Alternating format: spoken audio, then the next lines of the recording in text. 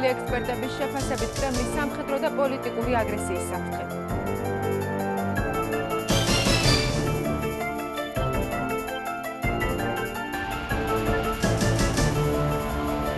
მოსკოვის ახალი გეგმა საქართველოს წინააღმდეგ რუსეთი აფხაზეთის აღიარებისთვის ემზადება. პრეზიდენტ პუტინმა განმიცხადა მე სრულიად კონკრეტულად რომ ის რუსეთი აფხაზეთში მოგუწყობს ახალ კვიპროსს. კვიპროსი ცნობილია როგორც კლასიკური გაყინული კონფლიქტი, როგორც ჩანს ზოგიერთებს რუსეთში სურთ რომ აფხაზეთი გახდეს ასეთივე მოურჩენელი და მოუგვარებელი პრობლემა. შიდა პოლიტიკური პროცესები და პროვოკაციები კონფლიქტურ რეგიონებში.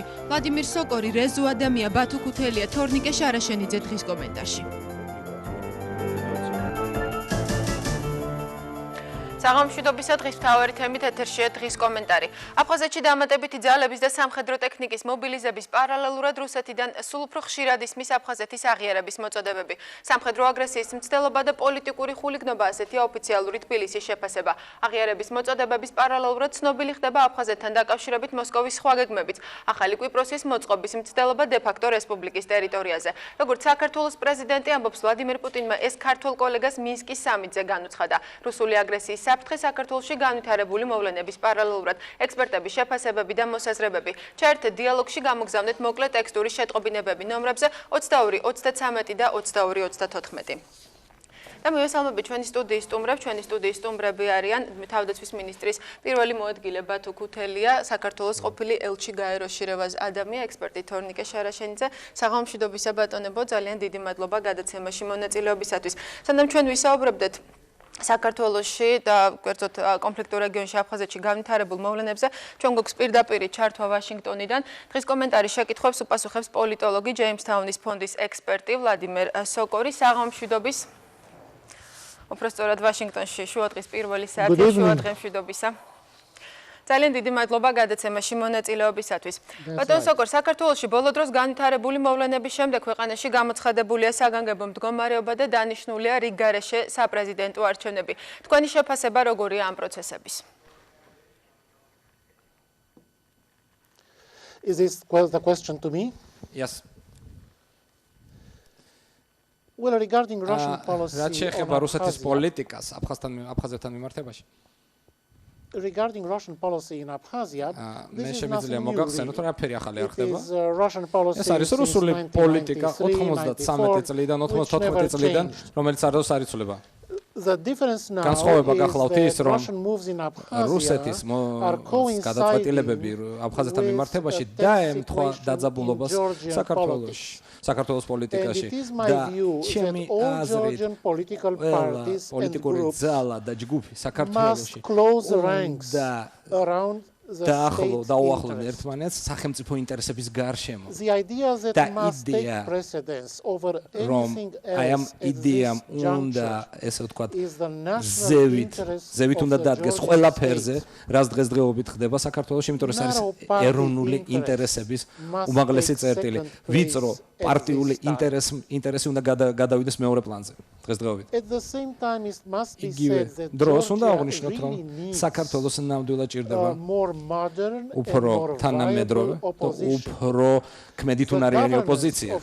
საქართველოს ხელისუფლება ეს გახლავთ პრეზიდენტი, პარლამენტარი უმრავლესობა საპარლამენტო უთრომელი სწორად მუშაობს, მაგრამ საქართველოში არის ნაკლებობა განვითარებული ოპოზიციის, რომელსაც ექნება საშუალება შევიდეს ცივილიზებულ დიალოგში ხელისუფლებასთან. მე არ მაქვს არავითარი ეჭვი, რომ საქართველოს ხელისუფლება პრეზიდენტ სააკაშვილი, ქალბატონი ნინო ბურჯანაძე პარლამენტის თავმჯდომარე, მათ ისინი გამონახავენ საშუალებას, რომ მონახონ დემოკრატიულად განწყობილი პარტნიორები ოპოზიციის რიგებიდან დისკუსიებისთვის და დიალოგისთვის. საქართველოს ჭირდება ძლიერი ოპოზიცია, ვიდრე მას ამჟამად გააჩნია. საქართველოს ჭირდება ოპოზიცია, რომელსაც შეუძლია პასუხისმგებელი და ჩამოყალიბებული დიალოგის წარმოება, რაც დღეს არ ხდება. დღევანდელი ოპოზიცია არ გახლავთ ევროპული სტანდარტების, თუმცა არის ჯგუფები მასში, რომელსაც გააჩნია საშუალება დემოკრატიული სიმწიფის გამოვლენების. და აი ამ საფუძველზე საქართველოს საზოგადოება შეუძლია კონსოლიდაცია მოახდინოს და წინ აღუდგეს იმ საფრთხეებს, რომელიც რუსეთიდან მოდის, გაერთიანებული და შემართებული. არ დაგავიწყოთ, ეროვნული ინტერესები არის ყველაზე მთავარი პლატფორმა საზოგადოებისთვის. თქვენ ახსენეთ, რომ ოპოზიცია უნდა იყოს უფრო თანამედროვე საქართველოში. საინტერესოა თქვენი მოსაზრება, ოპოზიციის ნაწილი ბოლო დროს განვითარებულ მოვლენებს გულისხმობ, გაერთიანდა, შექმნეს ეროვნული საბჭო. როგორ ფიქრობთ, რამდენად გადამწყვეტი არის სხვადასხვა პოლიტიკური შეხედულებების მქონე პოლიტიკური ძალებისთვის ერთიანი დამფინანსებლის ფაქტორი? გულისხმობ ბადრი პატარკაციუსს, რომელმაც მიიღო ოპოზიციის დაფინანსების გადაწყვეტილება.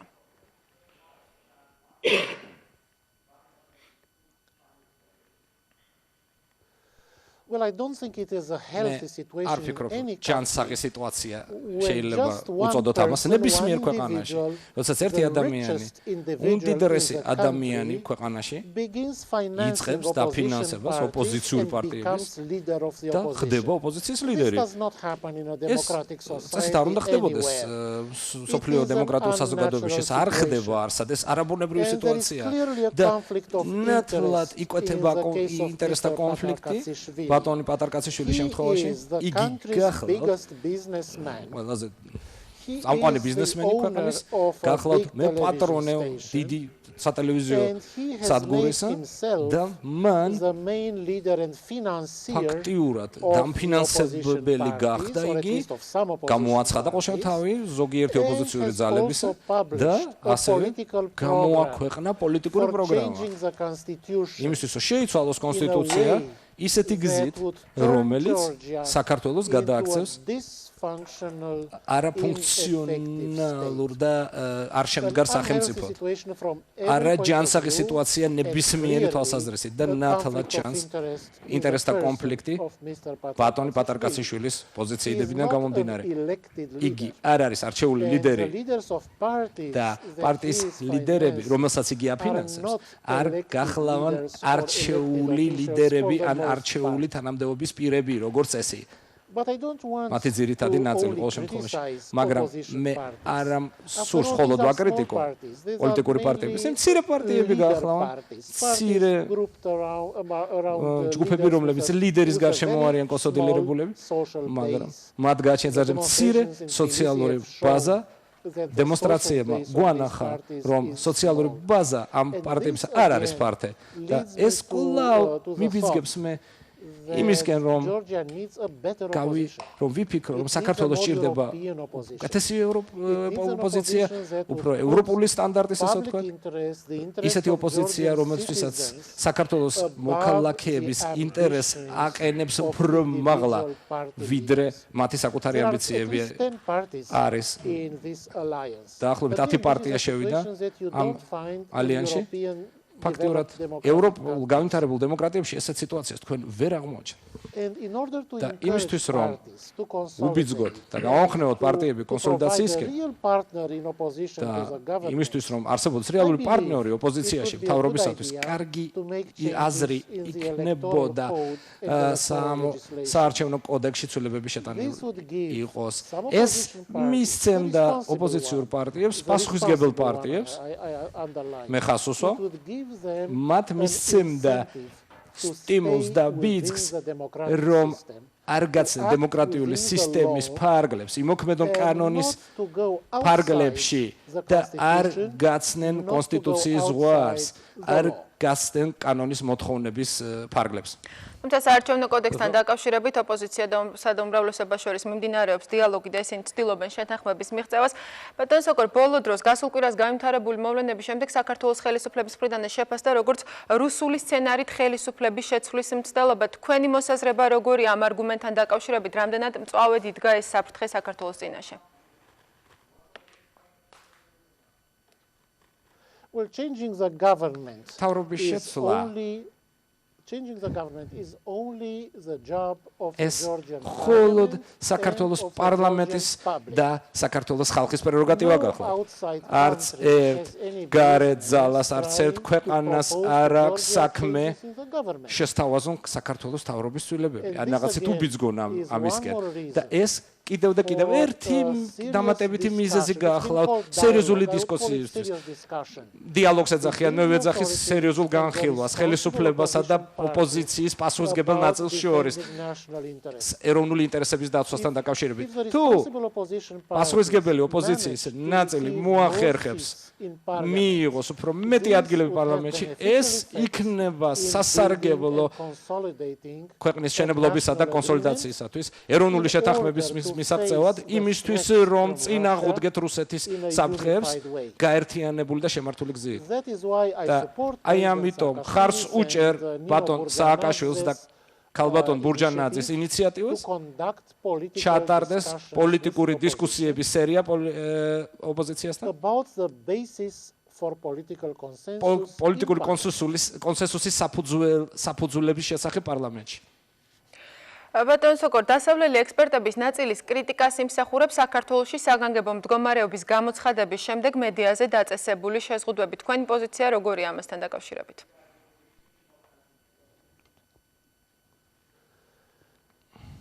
I think there was an მე unnatural ფიქრობ, situation რომ სიტუაცია with regard to image არაბუნებრივად განვითარდა იმედთან მიმართებაში. რამდენიმე წლის განმავლობაში ეს გახდა პროფესიონალი არხი, რომელიც დაბალანსებულად აშუქებდა პოლიტიკურ მოვლენებს.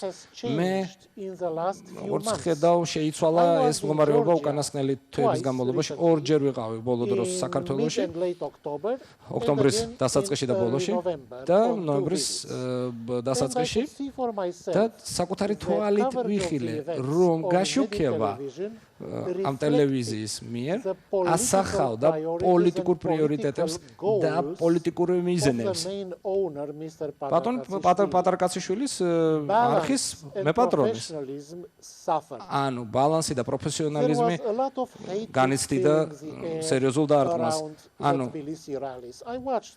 მე უყურებდი თბილისში გამოსვლებს.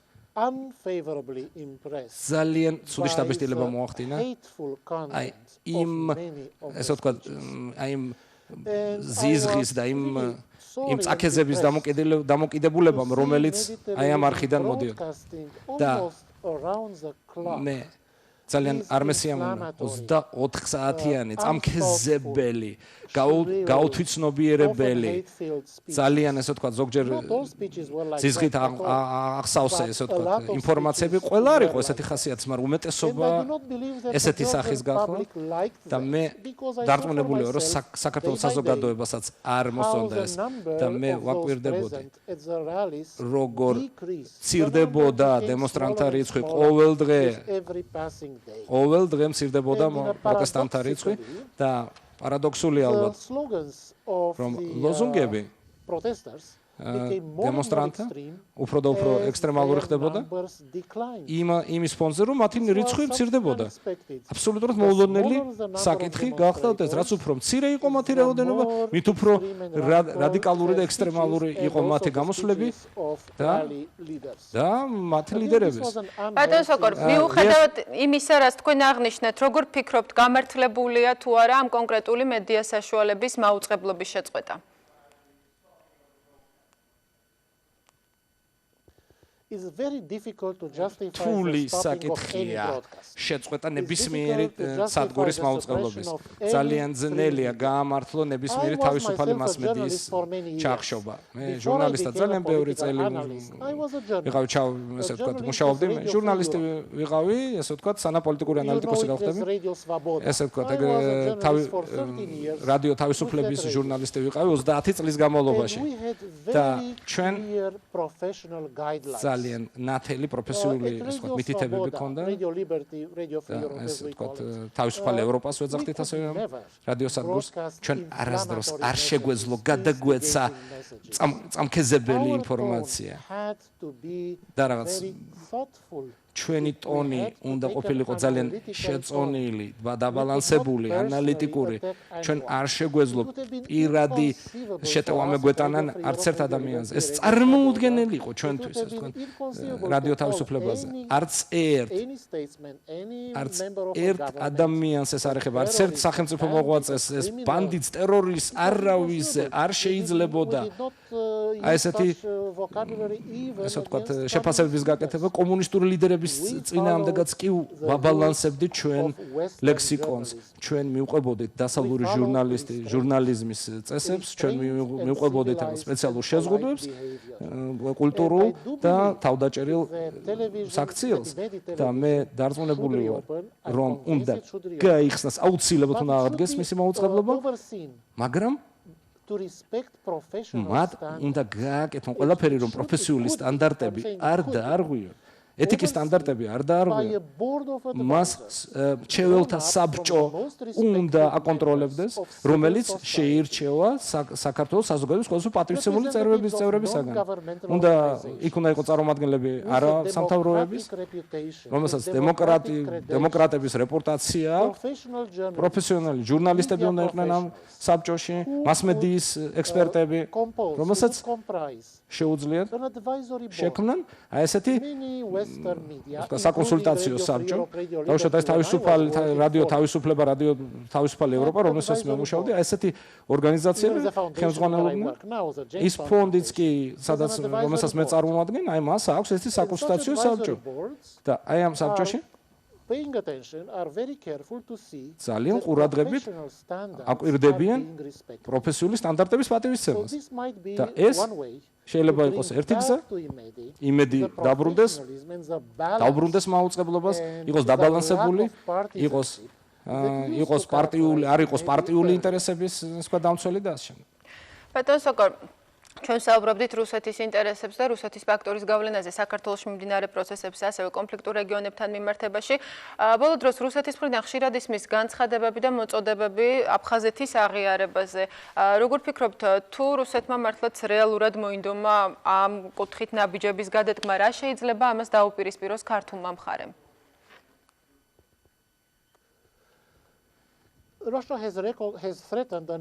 რუსეთმა რამდენჯერმე გააკეთა ესეთი საფრთხის გამოცხადება, აღიარებდა აფხაზეთს სამართლებრივი თვალსაზრისით, ამას არ ექნება არავითარი სამართლებრივი შედეგი, არავითარი ძალა არ ექნება საერთაშორისო სამართლის თვალსაზრისით, ასევე ვერ შეცვლის სიტუაციას ადგილზე, არც ერთი თვალსაზრისით და მე ვფიქრობ, ეს არის დაშინების ტაქტიკა რუსეთის მხრიდან და მე ვფიქრობ, ეს მიზანი ამ ტაქტიკის გახლავთ გავლენის მოხდენა შიდა სიტუაციაზე საქართველოზე.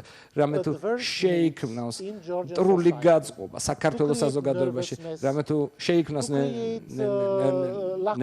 ნერვული ფონი, დობა დაეცეს თავრობის მიმართ, აიძულონ ხალხი გავიდნენ ქუჩებში და უბიძგონ თავრობას, რომ რაღაცა მოიმოქმედოს რუსეთის წინააღმდეგ. რუსეთის საფრთხე აღიაროს აფხაზია არის მიმართული საზოგადოების აზრის ფორმირებაზე საქართველოში, რამე თუ გამწვავდეს შიდა სიტუაცია და საერთაშორისო კანონის თვალსაზრისით, ან ადგილობრივი სიტუაციის თვალსაზრისით აფხაზეთში, აფხაზეთის აღიარება რუსეთის მხრიდან არავითარ ძალა არ ექნება. მე ასევე მწამს, რომ რუსეთი მოხდება სერიოზული საერთაშორისო კრიტიკის ქარცეცხლში. და იგი აღქმული იქნება როგორც ანექსიის ორგანიზატორი, იმიტომ რომ მან უკანონოდ განალაგა ჯარები აფხაზეთში. და გადადგა ძალიან ბევრი არაოფიციალური დე-ფაქტო ნაბიჯები იმისთვის, რომ აფხაზეთი მომხდარიყო რუსეთის ფედერაციის შემადგენლობაში. აი ამ შემთხვევაში რუსეთი საერთაშორისო საზოგადოების თვალწინ წარსდგება როგორც ღია დაუფარავი აგრესორი. არის დიდი განსხვავება აფხაზეთის სიტუაციასთან მიმართებაში და კოსოვოს სიტუაციასთან დაკავშირებით. კოსოვოში ევროკავშირი აკონტროლებს სიტუაციას ადგილზე კოსოვოში. ჩვენ საერთაშორისო ადმინისტრაცია გვაქვს, რომელსაც საერთაშორისო წარმომადგენლები, დასავლეთის წარმომადგენლები ხელმძღვანელობენ, ნატოს ჯარები აკონტროლებენ უსაფრთხოების სიტუაციას კოსოვოს რეგიონში და თუ კოსოვო გამოაცხადებს დამოუკიდებლობას სერბიისგან ეს არ ნიშნავს რომ ევროკავშირმა ანექსია უნდა ჩაუტაროს კოსოვოს და ან გაერომ ან ამერიკამ სულაც არ უნდა მოაწყოს კოსოვოს ანექსია. ანუ კოსოვოს აღიარება ნამდვილად ვერ იქნება იმის ესე ვთქვათ შედეგი რომ იგი გადაეცემა სხვა ქვეყანას. აფხაზეთში სრულად განსხვავებული ფონი არსებობს აფხაზეთის აღიარებით რუსეთი მარტივად მოახდენს მის ანექსიას. აი განსხვავება არსებულ სიტუაციებს შორის რეგიონში. და რუსეთი საუბრობს კოსოვოს პრეცედენტზე. კრემლი აცხადებს რომ თუ კოსოვო გახდა დამოუკიდებელი სერბიიდან ეს შექმნის პრეცედენტს რომელიც გაამართლებს აფხაზეთის გამოცხადებას საქართველოსთან ეგრეთ წოდებული დამოუკიდებლობა იქნება მხოლოდ შენიღვა იმ რეალური სიტუაციისა. ეს არის აფხაზეთის შეყვანა რუსეთის ფედერაციაში. ბატონ სოკო, კოსოვოს გარდა რუსეთის მხრიდან გაისმა კიდევ ერთი ახალი კვიპროსის მოწყობის მცდელობა აფხაზეთში. Well, I don't think this analogy is helpful. არ ვფიქრობ, რომ ეს ანალოგიები ვინმეს რამეში ეხმარება. ყველა კონფლიქტში არსებობს საკუთარი დამახასიათებელი ნიშან-თვისებები, მაგრამ რისი თქმა მინდოდა მე, რომ თუ კოსოვოს პრეცედენტი შედგა, კოსოვოს პრეცედენტი ნიშნავს ეთნიკური წმენდის რაღაც კომპენსაციას, რაღაც ეთნიკური წმენდის ფაქტურად ხდება რაღაც ეთნიკური წმენდის საპასუხო შედეგები. მოდით ეს გამოვიყენოთ. მოდით ქართველების ეთნიკური წმენდის ესე ვთქვათ დამაბალანსირებელი რაღაც მოქმედებები განვახორციელოთ. მაშინ უნდა არსებობდეს საერთაშორისო კონტროლი აფხაზეთში და არა რუსეთის და არა FSB-ს გავლენა აფხაზეთში. მოდით შემოვიყვანოთ საერთაშორისო დემოკრატიული ორგანიზაციები, როგორც კოსოვოში ხდება ეს. აი, კოსოვოს პრეცედენტი. კოსოვოს პრეზიდენტი არის დაბალანსება და რაღაცით ესე ვთქვათ გამოსწორება ეთნიკური წმენდის. საერთაშორისო იყო საერთაშორისო ადმინისტრაცია, რომელიც მოამზადებს აფხაზეთს საქართველოსთან რეინტეგრაციისთვის. აი, გამოვიყენოთ მაშინ პრეზიდენტი კოსოვოს აფხაზეთში. ძალიან დიდი მადლობა. მადლობთ გადაცემაში მონაწილეობისათვის. ეს იყო პირდაპირ ჩართვა ვაშინგტონიდან. დღის კომენტარი შეკითხვას პოლიტოლოგი ჯეიმსთაუნის ფონდის ექსპერტი ვლადიმერ სოკორი პასუხობდა. ძალიან დიდი მადლობა. ჩვენ კი განვაგრძობთ საუბარს სტუდიის სტუმრებთან. მე კიდევ ერთხელ შევახსენებ მაყურებელს, რომ ჩვენი სტუმრები არიან ბატონები ბათუ ქუთელია, რევაზ ადამია, თორნიკე შარაშენიძე. კიდევ ერთხელ დიდ მადლობას მოგახსენებთ მობრძანებისათვის. ჩვენ საუბრობდით ჩვენს პირველ სტუმართან, მოვისმინეთ იმ როლზე, რუსეთის იმ ნაბიჯებზე, რასაც მეზობელი სახელმწიფო მიმართავს კონკრეტულად აფხაზეთთან მიმართებაში. რა მიზანს ემსახურება რუსული მხარის ეს ნაბიჯები, თქვენი შეფასებებიც როგორია? ბატონ რევაზ, მოდით თქვენგან დავიწყებ.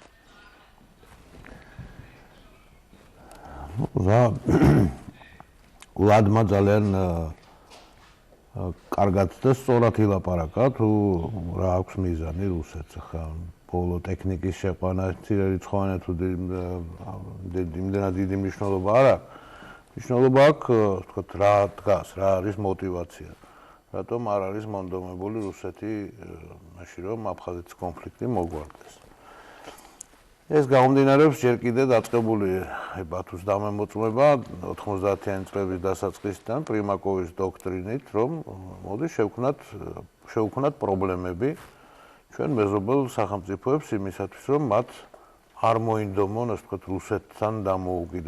რუსეთისგან დამოუკიდებელი განვითარება და იყვნენ რუსეთის სატელიტები. იმისათვის, რომ ისინი ჩაფლული იყვნენ ამ პრობლემებში, ვერ გადალახონ ეს პრობლემები და შესაბამისად ვერ განვითარდნენ ისეთი სისწრაფით, რომ გაასწრონ გარკვეულად რუსეთს. და ეს საშუალებას მისცემდა მაშინ რუსეთს შეენარჩუნებინა სამხედრო კონტინგენტი, შეენარჩუნებინა თავის გავლენა, სამხედრო გავლენა, ან პოლიტიკური გავლენა ამ სახელმწიფოებში და ესეც მოხდა, ვთქვათ, მთელ პოსტსაბჭოთა სივრცეში. გავიხსენოთ 90-იანი წლები ბალტიისპირეთშიც, უკრაინაშიც, სევასტოპოლის ამბავი ჩვენთან, სომხეთ-აზერბაიჯანის, შუა აზიაშიც, მოლდოვაშიც და ასე შემდეგ. ზოგან გამოვიდა, კარგად გამოვიდათ ჭყალებში, ზოგან ვერ გამოვიდათ. ბალტიისპირეთის ქვეყნებში ვერ შეძლეს ამ მოდელის განხორციელება ჩვენთან, სამწუხაროდ შეძლეს და ამის შედეგია ის, რაც ჩვენ გვაქვს ეს ორი კონფლიქტი გადაუწყვეტელი.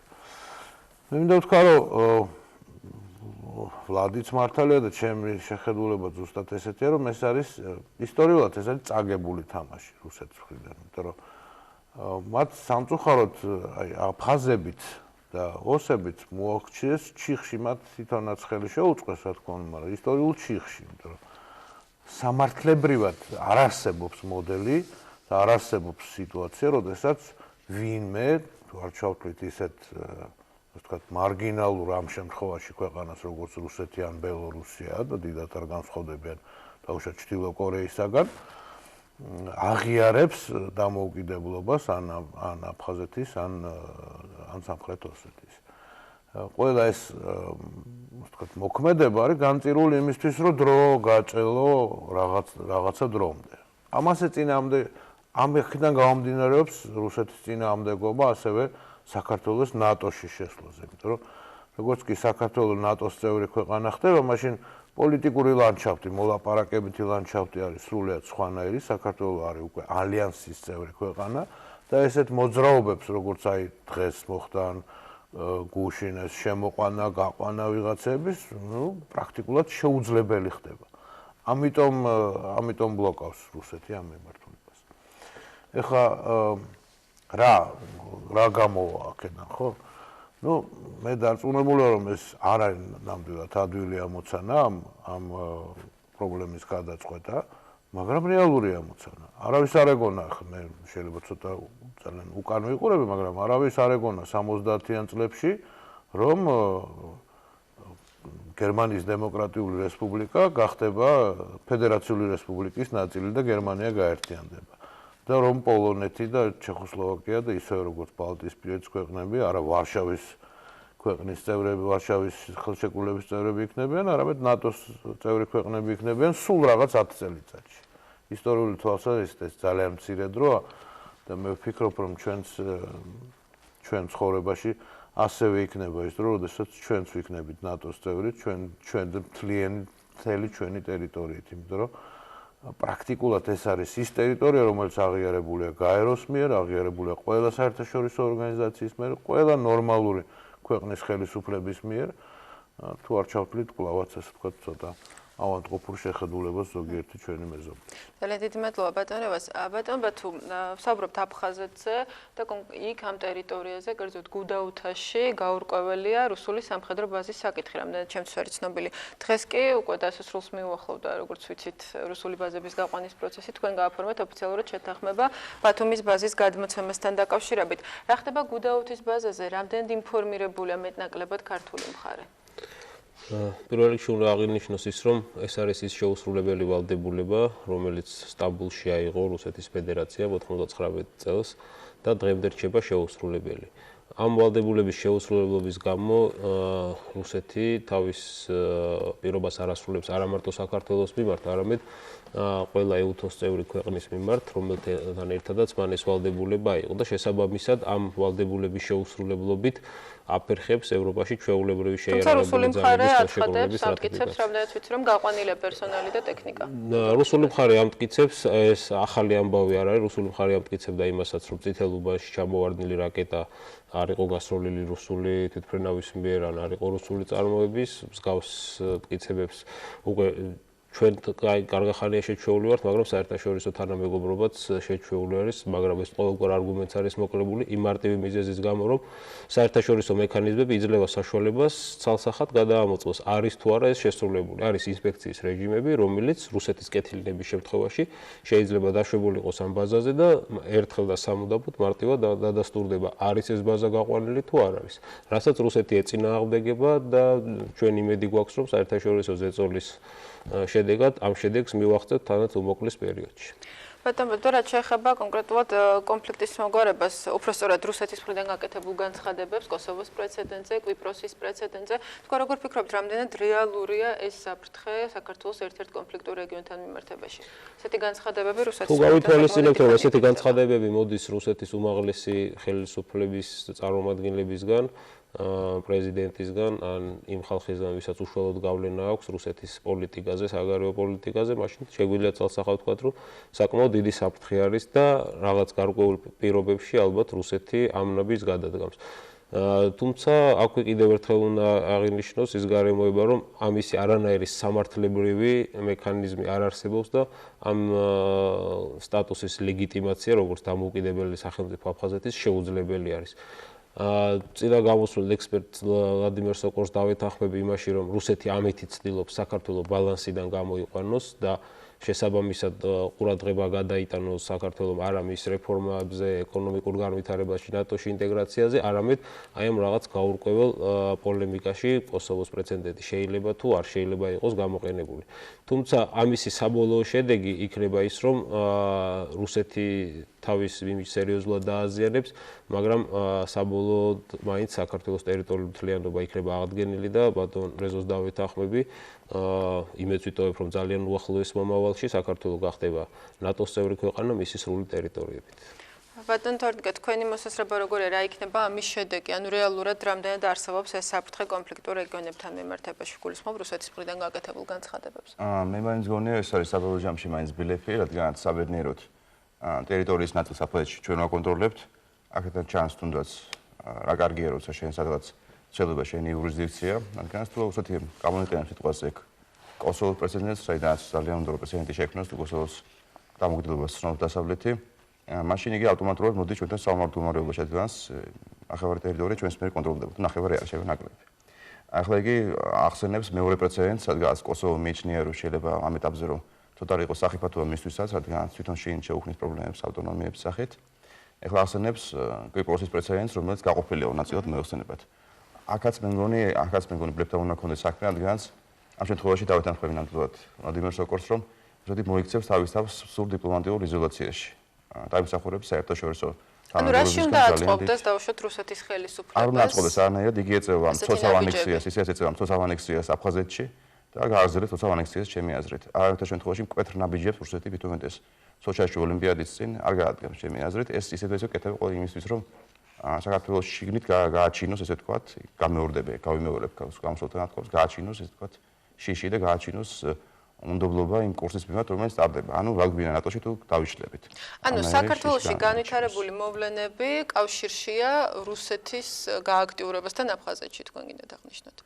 ესეც არის, რა თქმა უნდა, რუსეთმა დაინახა ალბათ ნოემბრის აშშ-ის სასიამოვნო მოვლენების შემდეგ, რომ სააკაშვილის ხელისუფლება ასე იულად არ დაემხობა, ის იმედიც ალბათ მას ჰქონდა. ნოემბერში გამოაჩინა, რომ სახელმწიფო მმართველობა საკმაოდ ძლიერი საქართველოში ვიდრე იყო ეს 3 წლის წინ, ვიდრე იყო ეს 90-იანი წლების დასაწყისში და ესე იოლი დამხობა ხელისუფლების არ იქნება. ახლა იგი წამოიწყოს ალბათ რაღაც ახალ თამაშს, რომ აი აქედან გამოიყვანოს, ესე ვთქვათ, შეარყიოს სახელმწიფოებრიობა საქართველოს აფხაზეთიდან, რომელიც არის ჩვენი ალბათ ერთ-ერთი ყველაზე უფრო სუსტი წერტილი ცხადია. ბატონ რევაზ, თქვენ რა ურთიერთკავშირს ხედავთ თბილისში განვითარებულ მოვლენებსა და თუნდაც კონფლიქტურ რეგიონში რუსეთის გააქტიურებასთან შორის? თუნდაც მომცემთ რამდენიმე მომენტ შევეხები, რაც შეიძლება ასე ვთქვათ, მოკლედ. ერთი ძალიან საინტერესო პროცესი მიმდინარეობს ახლა. ერთი მხრივ რუსეთი აცხადებს და გამოაცხადა, რომ გადის ევროპაში ჩვეულებრივი შეერაღების ხელშეკრულებიდან, ანუ აჩერებს მის მოქმედებას რუსეთისთვის და მეორეს მხრივ პრინციპში მაინც საქართველოსთან შეერაღებული ძალები გაყავს. დაგვიანებით, გაჭიანურებით, თუ არ ჩავთვლით გუდაუთას. აქედან ჩემის აზრით მნიშვნელოვანი დასკვნა არის ის, რომ რუსეთი ცდილობს აი ეს სამხედრო ურთიერთობები ჩვენი და მათი გადაიყვანოს მრავალმხრივი ფორმატიდან ორმხრივ ფორმატში. რაც ჩვენთვის ძალიან სახიფათოა, რა თქმა უნდა. და აი ეს ბოლო მოძრაობებიც აი ამის ერთ-ერთი შემადგენელი ნაწილია. ეს ერთი. მეორე, კოსოვოს პრეცედენტი, ასე ვთქვათ, ესეთი ყადაღებული თემა, ჩემი გაეროში მუშაობისასაც ამაზე მაშინ დაიწყო საუბარი. მე ვფიქრობ, რომ ჩვენ უნდა გქონდეს ძალიან მკაფიო პოზიცია. კოსოვოს პრეცედენტი არ ნიშნავს უბრალოდ კოსოვოს დამოუკიდებლობას. კოსოვოს პრეცედენტი და კოსოვოს მოდელი არის მოდელი, რომელშიც ჩვენ მზად უნდა ვიყოთ მოლაპარაკებისთვის ყველასთან. სწორედ ის, რაც ვლადმა სოკორმა ბრძანა. იქ საუბარი იყო იმაზე, რომ გარკვეული კომპენსაცია ეთნიკური წმენდისთვის. ჩვენთან აქ პირიქით არის. და მექანიზმი ამის მოგვარების კოსოვოს მოდელის არის ჩვენთვის ძალიან მისაღები. კოსოვოში არის გაეროს პროტექტორატი, ინტერნაციონალიზაცია. გაეროს არის იქ არის ნატოს ჯარები, ადმინისტრირება ხდება გაეროს მიერ და როდესაც შემდგომ ვისაც უნდა და სურვილი ყველა დაბრუნდა კოსოვოში, მხოლოდ ამის შემდეგ ხდება გარკვეულად, ასე ვთქვათ, ინსტიტუციონალიზაცია მისი როგორც სახელმწიფოსი ამ სახელმწიფოს ნაწილის. ეს სქემა ჩვენთვის არის სავსებით მისაღები. მე ვფიქრობ, რომ თუ აფხაზეთში ესეთ სქემას ჩვენ მივახციოთ, რომ გაეროს პროტექტორატი იქნება, ნატოს ჯარები გააკონტროლებენ იქ სიტუაციას, ხალხი დაბრუნდება. მე რა თქმა უნდა მზათა ვარ ჩვენ ნებისმიერი, ასე ვთქვათ, პლებისციტისთვის თუ რეფერენდუმისთვის თუ ნებისმიერი გადაწყვეტისთვის. ამიტომ მე მაინდა-მაინც ეს შიში ამ კოსოვოს მოდელის არ ამაქვს და მე მგონი ამას თვითონ რუსი პოლიტოლოგებიც მიხვდნენ და გარკვეულად ეს რიტორიკა ამ კოსოვოს მოდელის უნივერსალურობისა თუ არ სრულებით არ შეწყდა, სერიოზულად შემცირდა. და მესამე კვიპროსი ამ შემთხვევაში ეს მხოლოდ ასე ვთქვათ მართლაც ერთ-ერთი დაშინებითი ფორმაა, რომ ეს არის გაჭიანურებული კონფლიქტი, რომელსაც არ უჩანს გადაწყვეტის გზები. პრინციპული სხვაობა ამ შემთხვევაში. კვიპროსის შემთხვევაში ორივე მხარე, რომელიც დაინტერესებულია, ბერძნული მოსახლეობა, კვიპროსისა და თურქული მოსახლეობა, ორივე მხარის პროტექტორატი არის ნატოს წევრი. ამიტომ აქ არის გარკვეულად შიხური მდგომარეობა და აქ მხოლოდ ეუთოს მხოლოდ ევროკავშირის მეშვეობით არის მცდელობა გარკვეული გადაწყვეტის მოძებნის. ჩვენ შემთხვევაში ესეთი რამ პრინციპულად ვერ მოხდება, იმიტომ რომ ვერ იქნება რუსეთი ნატოს წევრი ისე როგორც საქართველო იქნება ნატოს წევრი, მე ამაში ღრმად დარწმუნებული ვარ. ამიტომ ამ შემთხვევაში ეს მოდელი არ მუშაობს. და საუბარი იმაზე, რომ კვიპროსს გავაჩაღებთ აქ და არ გადავწყვიტავთ, არის მხოლოდ და მხოლოდ მართლაც ბლეფი. როგორც კიდევ მეორე, როგორც კი საქართველო ხდება ნატოს წევრი, აქ სულ სხვა გადაწყვეტის მექანიზმები ჩნდება. გასაგებია ბატონ ბათუ, შესაძლოა ეს არის ბლეფი, როგორც ბატონ მარევაზმა აღნიშნა, მაგრამ ასეთი განცხადება გააკეთა რუსეთის ხელისუფლების პირველმა პირმაც. ანუ ნიშნავს თუ არა ეს იმას, რომ შესაძლოა რასაკვირველია რუსეთი არ ცდილობდეს იმას, რომ პირდაპირ ეს მოდელი გადმოიტანოს აფხაზეთში, მაგრამ ნიშნავს თუ არა იმას, რომ რუსეთის ხელისუფლება კვლავ ცდილობს მოახდინოს კონფლიქტის ისეთ სახით შენარჩუნება, როგორც არის გაყინული კონფლიქტის სახით. მოგახსენებთ, რამოდენიმე ფაქტორი უნდა გავითვალისწინოთ ამ პროცესების ანალიზისას. პირველი, არ უნდა ვეცადოთ და არანაირ ლოგიკას არ ექვემდებარება და ამიტომაც არ უნდა ვეცადოთ რაიმე ლოგიკური აზროვნებით ახსნათ ის პოლიტიკა, რასაც რუსეთი ატარებს. რუსეთს უნდა აწყობდეს, არ აწყობდეს. აქ ცოტა სხვა ფაქტორები მოქმედებს, ისტორიულ, ემოციური თუნდაც და პიროვნულიც გარკვეულ წილად. შესაბამისად, ნებისმიერი ირაციონალური მოქმედება დასაშვები არის. მეორე, ეს კოსოვოს მოდელი, კვიპროზისაცია, ეს არის უბრალოდ ცდელობა რუსეთის, რომ საერთაშორისო თანამეგობრობაში მოსინჯოს რეაქციები და თან გარკვეული ტესტი ჩაატაროს იმ შემდგომ იქმედებებისა, რომელსაც ის ნამდვილად აპირებს. ამისი მარტივი დამადასტურებელი ფაქტი არის ის, თუნდაც რაც მოხდა 2 დღის წინ, როდესაც დიდი რაოდენობით შეიარაღება და ტექნიკა იყო შემოყვანილი აფხაზეთში. დიდი მნიშვნელობა არა აქვს ეს კოსოვოს მოდელით მოხდება თუ კვიპროსის მოდელით, თუ კი მეორე ქვეყანაში, მეზობელი ქვეყანა ჩვენს ტერიტორიაზე შემოიყვანს დიდი რაოდენობით სამხედრო ტექნიკას და ამით დააფიქსირებს საზღვარს, შემდეგ უკვე პრაქტიკულად შეუძლებელს გახდეს ჩვენი იურისდიქციის იქ აღდგენას, ეს არის პირდაპირი ანექსია. ეს არის ის, რაც ჩაწერილი არის და ექვემდებარება გაეროს ქარტიის 51 მუხლს, ბატონმა რეზო ყველაზე კარგად იცის, ეს არის ყველა ქვეყნის უფლება საკუთარი თავის დაცვის. შესაბამისად, ეს იქნება პირდაპირი სიგნალი იმისა, რომ რუსეთი გამოუცხადებელ ომს გადაიყვანს გამოცხადებული ომის სტადიაში.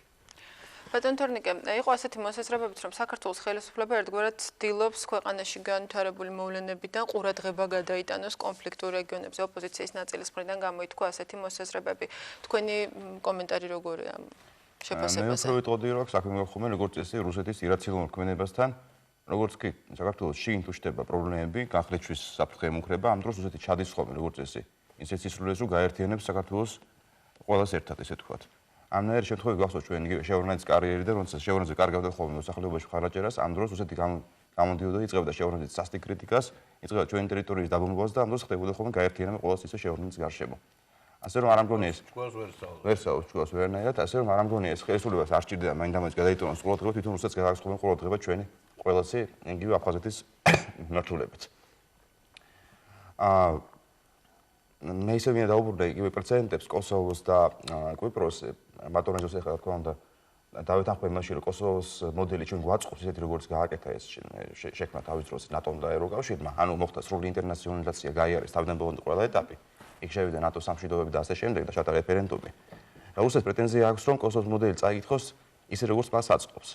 საერთოდ საერთაშორისო სამართალი არის სამართალი დაწერილი ძლიერების მიერ და ყოველი ძლიერი ცდილობს წაიკითხოს ისე როგორც მას სურს. ეხლა რუსეთს სურს გამოვიდეს ძლიერის როლში წაიკითხოს ისე კოსოვოს პრეზიდენტი როგორც მას სურს და არა ისე როგორც სურს დასავლეთს და ხურთ ჩვენ. აი საქმე იმაში ვინ იქნება უფრო ძლიერი ამ ეტაპზე. ჩვენ დასავლეთი, ჩვენ დავიმსახურეთ თუ არა ამ ეტაპზე დასავლეთის მხარდაჭერას თუ იქნება უფრო ძლიერი რუსეთი, რადგან ჩვენ დასავლეთი ესე თქვა ზურგ შეგვაქცევს. აი მთავარი ეს არის, რომ ჩვენ დასავლეთის მხარდაჭერა არ დავკარგოთ და წავიკითხოთ კოსოვო ისე როგორც დასავლეთს უნდა და ჩვენ გვინდა, არა ისე როგორც რუსეთს უნდა. თორემ საერთაშორისო სამართალი კარგად არის დაწერილი, რომ ზოგიერთება კითხვა არ იციან. რა თქმა უნდა, კი. მასე რუსეთი ცდილობს სხვანაირად წაიკითხოს საქართველოს სუვერენიტეტი და ტერიტორიული მთლიანობაც კი, რომელიც ძალსახად აღიარებულია ასე რომ არა მარტო კოსოვოს პრეცედენტი. ბატონ თორნიკო, თქვენ აღნიშნეთ, რომელი უფრო ძლიერი აღმოჩნდება დასავლეთის მხარდაჭერა თუ რუსეთი. ბატონ რევაზ, როგორ ფიქრობთ, საქართველოს მიმართავს აი ამ კონკრეტული ფაქტის რეაგირებას თხოვს საერთაშორისო თანამეგობრობას, როგორც მოხდა აფხაზეთში, კერძოდ ოჩამჩირის მახლობლად და ზოგადად საერთაშორისო თანამეგობრობის პოზიცია და დამოკიდებულება საქართველოს მიმართ როგორ იქნება, როგორ ფიქრობთ თქვენ, როგორც ყოფილი ელჩი გაეროში, საქართველოში ბოლო დროს განვითარებული მოვლენების შემდეგ აისახება თუ არა ეს დამოკიდებულებაზე. ვფიქრობ რომ აი ეს მოძრაობები ხო ტექნიკის შეყვანა ეს ყველაფერი პირდაპირი ფუნქციაა გაეროს დამკვირვებელთა მისიის, რომელმაც უნდა ეს დააფიქსიროს და ბუნებრივია ეს ინფორმაცია უნდა მიაწოდოს გაეროს. ეს პირველი და უმთავრესი. ამიტომ და ალბათ ამას გააკეთებს კიდევაც ეს ჩვეულებრივად ესე ხდება ხოლმე. მე არ მახსოვს პრეცედენტი რომ დამკვირვებელთა მისიას რამე დაემალოს ან მიეჩქმალოს. სუბიექტივიზმში ნამდვილად ვერ დანაშაულებთ გაეროს, უბრალოდ გაეროს გარკვეულ გამბედაობა არ ყოფნის, რომ შემდეგ ამ თქვათ მსვლელობა მისცეს ხოლმე გადაწყვეტას ამ პრობლემებისა. ბუნებრივია რომ ეს გადაწყვეტილებები მიიღება დედაქალაქებში გაერო მხოლოდ მექანიზმი. და შეეხება დაკავშირებას საერთაშორისო თანამეგობრობის მიერ საქართველოში განვითარებული მოვლენების, მე არ ფიქრობ, რომ აქ რაიმე ასე ვთქვათ განსაკუთრებული დაკავშირება შეიძლება დასადოს, მხოლოდ ის ლოგიკა, რასაც ახლა ვსაუბრობთ, ეს ისევ ვთქვათ სრულიად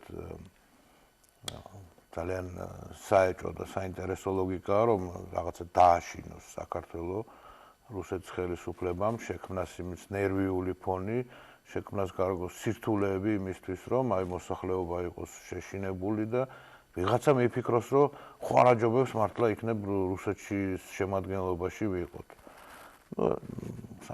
სამწუხაროა, რომ ესეთი ლოგიკა კვლავაც ფუნქციონირებს რუსი პოლიტიკოსების გონებაში.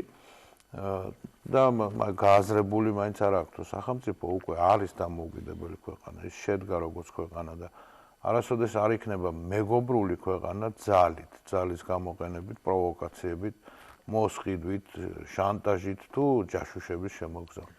ბატონ რევაზ, გაეროს როლი ახსენეთ თქვენ ბოლო დროს სხვათა შორის საუბრობენ ექსპერტების ნაწილი საუბრობს იმაზეც, რომ გაეროს მისიის არაეფექტიანობაზე აფხაზეთის რეგიონში. თქვენ როგორც ამ ორგანიზაციაში საქართველოს წარმომადგენელი, როგორ შეაფასებთ გაეროს მისიის მუშაობას კონფლიქტურ რეგიონში ამდენი წლის შემდეგ? ცით გაეროს მისია არის ჩვენ ცოტა გვიყვარს ხოლმე ასე ვთქვათ გადაჭარბებულად ზოგჯერ რაღაცის წარმოდგენა სიამოვნებაში ესეა გაეროს მისია არის დამკვირვებელთა მისია, რომელიც უბრალოდ აგვირდება როგორ ვითარდება მოვლენები და ასე ვთქვათ ანგარიშს აბარებს უშუალოების საბჭოს. გაერო თვითონ როგორც ინსტრუმენტი, როგორც საერთაშორისო ორგანიზაცია არის მხოლოდ მექანიზმი გადაწყვეტილებების განხორციელების. გადაწყვეტილებები მიიღება არა გაეროში, არა ნიუ-იორკში, გადაწყვეტილებები მიიღება დედაქალაქებში. და პირველ რიგში რა თქმა უნდა მთავარი დედაქალაქი დედამიწის ზურგზე ახლა არის ვაშინგტონი, სადაც გადაწყვეტილებები მიიღება. ვაშინგტონის ღია მხარდაჭერა ჩვენი ქვეყნისადმი, ჩვენი ხელისუფლებისადმი, მე მგონი ადრეც ჩანდა და ეხლაც ჩანს. ძალიან კარგად გამოჩნდა დღეს ბრაიზას გამოსვლაში, ძალიან კარგად ჩანდა დენფრიდის აქ ჩამოსვლისას მით საუბარში. ჩანდა მე აღარ ლაპარაკობ პრეზიდენტ ბუშის თქვათ პირდაპირ დამოკიდებულებაში საქართველოს მიმართ და მე ვფიქრობ რომ ეს არის ჩვენი მთავარი ეს თქვათ გზა, იმიტომ რომ სწორია რომ ჩვენ ვიყოთ მეგობრები შეერთებული შტატების. ეს არის დედაქალაქი, სადაც წყდება სოფლიო პოლიტიკა. რა თქმა უნდა არსებობენ სხვა დედაქალაქებიც, რა თქმა უნდა არსებობენ ისეთი დედაქალაქებიც, რომელშიც სხვანაირად ხედავენ სოფლიოს მოწყობას და ამის ნათელი მაგალითია მოსკოვი, მაგრამ საბედნიეროდ ჯერჯერობით მათი ძალა არ არის იმდენად ძლიერი, რომ სერიოზულად შეცვალოს სოფლიო განვითარების ლოგიკა. ბატონ ბათო, ანუ ის მოვლენები, რაც წინა კვირას განვითარდა და როგორც შეაფასა ხელისუფლებამ, რომ იყო რუსული სცენარით ხელისუფლების დამხობის მცდელობა. იყო თუ არა ეს ქვეყნისთვის დამატებითი პრობლემების შექმნის მცდელობა 2008 წლის აპრილამდე მე ვგულისხმობ ბუქარესტში დაგეგმულ სამიტს. უდავო არის რომ ყველა ეს ინციდენტები, რაც წლევანდელი წლის განმავლობაში ხდებოდა, ეს კოდორის დაბომბვა, წითელუბანში დაბომბვა, სამშვიდობოებთან ინციდენტი, ეს როგორც ცალკე ინციდენტები არ უნდა განვიხილოთ, ეს არის კარგად დაგეგმილი სცენარის ჯაჭვის ცალკეული რგოლები. და ასევე ის რაც მოხდა წინა კვირას, იყო ასე ვთქვათ კულმინაცია, რომელიც უნდა დასრულებულიყო რუსული სცენარის შემდგომი ეტაპით და ხელისუფლების ძალით შეცვლით. რაც არ გამოვიდა, ბატონო თორნიკემ აღნიშნა, რომ ქართულმა სახელმწიფომ დაამტკიცა, რომ სახელმწიფო არის შესწევს უნარი ადეკვატური პასუხი გასცეს აი ესეთ მცდელობებს. და შესაბამისად უკვე ამან გამოიწვია რუსეთის გაღიზიანება. თუმცა გარკვეულწილად რუსეთმა თავის მიზანს მიაღწია. გარკვეულწილად ვამბობ იმიტომ, რომ მიაღწია იმ მიზანს, რითიც შექმნა საქართველოს როგორც გრძნობიარე, რომელიც ჯერ კიდევ რომელიც უსაფრთხოების სისტემა ჯერ კარგად არ არის ჩამოყალიბებული, აი ესეთი ქვეყნის იმიჯი ევროატლანტიკური პარტნიორებისათვის და ბრიუსელიდან გარკვეულწილად ესე ჩანს, სწორედ წინა კვირას ამოვლენების დროს და შემდეგ გახდით ბრიუსელში 26+1 ფორმატში ქონდა კონსულტაციები და წინასწარი კონსულტაციებისას გამოჩნდა, რომ საკმაოდ დიდი ზიანი მიაყენა სწორედ ამ ქმედებებმა. ამ პროცესებმა ალბათ თუ გავიხსენებთ ნატოს გენერალური მდივნის განცხადებასაც. კი, თუმცა ერთი რამე უნდა აღინიშნოს, რომ მას შემდეგ რაც დეტალური და დამატებითი ინფორმაცია იყო მიწოდებული პარტნიორებისათვის, ყველა ერთმანეთ იზიარებს, რომ ეს არის რუსული სცენარის ნაწილი და დღესაც უკვე მოთხოვნები წამოვიდა ბრიუსელიდან, რომ მივაწოდოთ ის მასალა, რომელსაც ჩვენ ვფლობთ გუშინ აფხაზეთში ტექნიკის შემოყვანასთან დაკავშირებით. ანუ ის ფაქტი, რომ საქართველო ევროატლანტიკური თანამეგობრობის დღის წესრიგში საკმაოდ მაღლა დგას, კიდევ ერთხელ დადასტურდა და რჩება ასევე. ჩვენ მცდელობები ამჟამად უკვე მიმართული იქნება, რათა ის ზიანი, რაც აი ამ მცდელობებმა მიაყენა საქართველოს, გამოვასწოროთ უახლოეს მომავალში და მე კვლავ დავრჩები ოპტიმისტური და ბუხარესტში სავსებით რეალური არის, რომ საქართველოს მიიღოს გაწევრიანების ამოქმედო გეგმა. თუმცა არ გამოირიცხება კიდევ დამატებითი ინციდენტებიც. ბატონ თორნიკე, თქვენ როგორ ფიქრობთ, რამდენად სერიოზულია ის ზიანი, რაც მიადგა ქვეყნის იმიჯს, რასაც საუბრობდა ბატონი ბათო? თუ გავითვალისწინებთ იმასაც, როგორი გამოხმაურება მოყვა აბდეჰოობს ხეფერის მხრიდან საქართველოს საგანგებო მდგომარეობის გამოცხადებას და მედიის შეზღუდვას? ნოემბრის ამბებმა ჩვენა, რომ საქართველოში პრინციპში ეროვნული უსაფრთხოების სისტემები ასე თუ ისე მაინც მუშაობს. თუ რამეში გვაქვს ჩვენ გარღვევა, ეს არის გარღვევა სოციალური პრობლემების უზარმაზარი და ასევე გარკვეული დემოკრატიული ნორმები. ანუ მოხდა ისე, რომ ჩვენ სახელმწიფომ ამ რთულ ეტაპზე რაღაც მომენტში ვერ დააბალანსა, ესე ვთქვათ, ერთი მხრივ ეროვნული უსაფრთხოება და მეორე მხრივ აი სოციალური პრობლემები და რაღაცა დემოკრატიული ნორმები. რთულია დააბალანსოთ, გაქვს უამრავი საგარეო საფრთხე, საგარეო გამოწვევა, მაგრამ ესეა საერთოდ სახელმწიფოს მართვაში, რომ დემოკრატიაზე დგას ეროვნული უსაფრთხოება. შენ თუ არ გაქვს ძლიერი დემოკრატიული ინსტიტუტები და აღზრუნავ ყველა შემოქალაქეზე, შენ გიჩნდება შენს ქვეყანაში ძალიან ბევრი ყოფილი მოქალაქე, რომელსაც მე იყენებს ძალიან კარგად თავისი მიზნებისთვის გარე სრული ძალა. აი ეს გამოჩინა მოვლენები. თქვენ როგორ ფიქრობთ, რამდენად რთული იყო ამ ბალანსის დაცვა და შენერჩუნება? ეცით რა, აი სოკორმა ილაპარაკა ძალიან კარგად ამ თვალსაზრისით, რომ ქვეყანაში დემოკრატიის არსებობა ნიშნავს იმასაც, რომ ქვეყანაში არსებობს ოპოზიცია, მაგრამ არსებობს ოპოზიცია, რომელსაც აქვს პასუხისმგებლობის გრძნობა. ვინაიდან როგორც კი ქუჩაში გადავიდა აქცია, ნებისმიერ გადაწყვეტაში, ნებისმიერ გამოსავალში საქართველოს მის იმიჯს, მას როგორც დემოკრატიულ ქვეყანას, რა თქმა უნდა, ზიანი მიადგებოდა. წარმოვიდგინოთ, რომ არ მოხდა ესე ვთქვათ დაშლა და რა მაშინ რას ვიღებთ? ვიღებთ იმას, რაც ჰქონდა 19 წლის განმავლობაში, 1988 წლიდან, რომ ჩვენ ნებისმიერ იმას ცვლილებას ხელისუფლებაში ვახდენს ქუჩით. ეს უნდა დამთავრდეს ჩვენ თუ დემოკრატიული ქვეყანა ვართ. არ შეიძლება ქუჩით. იყო ესეთი განცხადებებიც, რომ თუ ხელისუფლების წარმომადგენლები წავიდოდნენ დიალოგზე იმ საკითხებთან დაკავშირებით, რომელზეც იყო უთანხმოება, მაშინ აღარ გახდებოდა საჭირო ქუჩის აქციები. ეს არის შანტაჟის ენა. ქუჩის აქციას გამართლება აქვს მხოლოდ იმ შემთხვევაში, თუ ის არის დაკავშირებული არჩევნებთან. როდესაც ადამიანს ართმევენ ძირეულ მის თავისუფლების გამოხატვის საშუალებას. ამასთან იყო დაკავშირებული ვარდების რევოლუცია 2023-ში. და იმიტომ აქვს მას ლეგიტიმაციის ხარისხი. ამ მოძრაობებს ვინმე რო დამჯდარიყო იგივე ოპოზიციაში და ეფიქრა რა შეიძლება მოყვეს, გასაგებია სრულებით რომ ნებისმიერ გამოსავალში ქვეყნისთვის დამგებიანი. რაც მივიღეთ კიდევაც.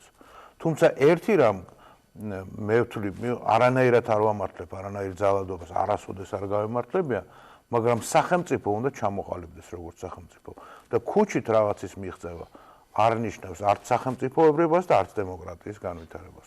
ძალიან დიდი მადლობა. იქ იყო მთავარი მოთხოვნა არჩევნების გაზაფხულზე ჩატარება, როგორც ვიცით, მიიღო საქართველოს პრეზიდენტმა გადაწყვეტილება და რიგარეში არჩევნების პარალელურად უნდა ჩატარდეს პლებისციტი და შესაბამისად მოსახლეობა თავად დააფიქსირებს, თუ როდის ურჩევნია ჩატარდეს საპარლამენტო არჩევნები. ძალიან დიდი მადლობა გადაცემაში მონაწილეობისათვის. მაყურებელს კიდევ ერთხელ შევახსენებ, რომ ჩვენი სტუდიის სტუმრები გახდნენ ბატონები რევაზ ადამია, ბათუ ქუთელია, თორტკე შარაშენიძე. ძალიან დიდი მადლობა. დღის კომენტარი დღეს ამით დასრულებულია. მე ხვალამდე გემშვიდობებით ნახვამდის.